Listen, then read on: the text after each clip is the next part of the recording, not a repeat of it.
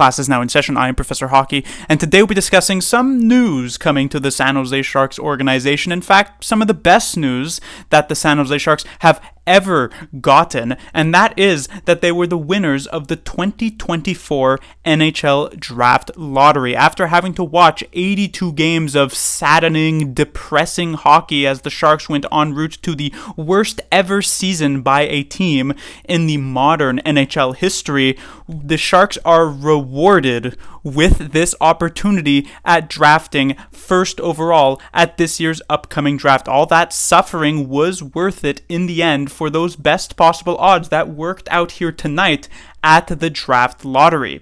And while occasionally there are some years in which there is a question of who would go first overall, this year that's not really coming into question at all. The consensus number one choice is, of course, Macklin Celebrini. Even when they were interviewing Mike Greer on the show, on the draft lottery show tonight, the host had pretty much insinuated that the Sharks would draft Macklin Celebrini with the first overall selection in his question for Mike Greer, and Greer didn't even bother correcting him. It seems as though his mind and the Sharks' mind is already made up that he is going to be going number one overall, and who can blame him? Celebrini is an extremely hyped up and high potential prospect. Most people would have him about a step below the likes of a Connor Bedard or a Connor McDavid, perhaps not at that generational type of level, but Celebrini is still expected to be easily a number one center in the NHL and easily one of the better centermen in the NHL in just a few years' time. And what is also very interesting about Celebrini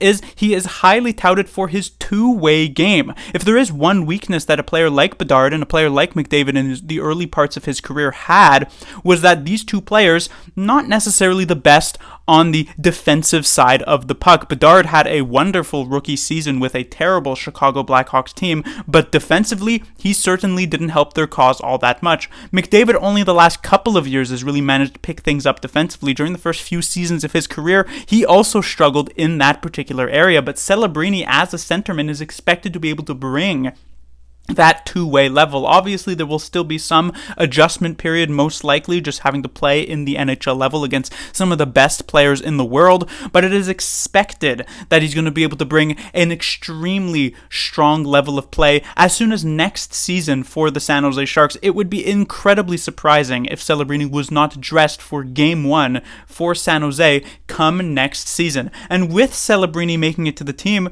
perhaps players like Will Smith is going to want to make that transition as well. And so this news is massive. This is going to be the first time that the San Jose Sharks will actually have the first overall selection.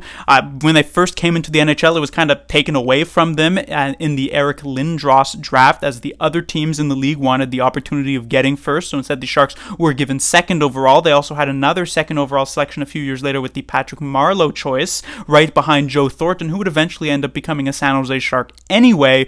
But this one is the first, and it's going to be a good one. Class dismissed.